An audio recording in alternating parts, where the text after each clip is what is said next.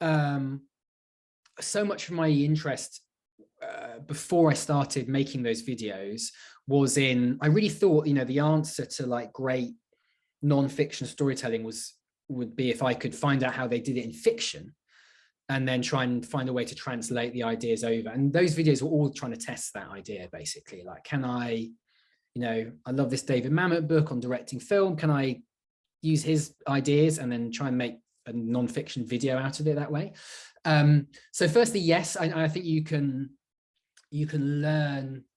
It just, yeah, I think understanding how they do it in drama elevates your, yeah, no matter what stage you are in your career, I think it elevates your storytelling, even in what seems like an unrelated medium. But the other reason I'd say, actually, it's really good, or it's really almost this, I don't want to say essential, but it's advised, I think, to explore that world, is that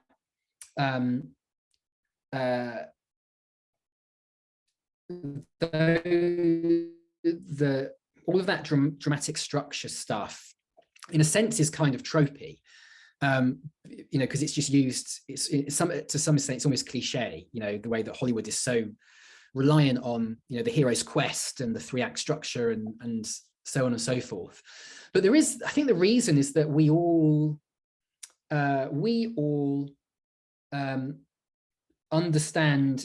We need old things to understand new things. And so I think that's why that format is used so often, that structure is used, because it's familiar to us all.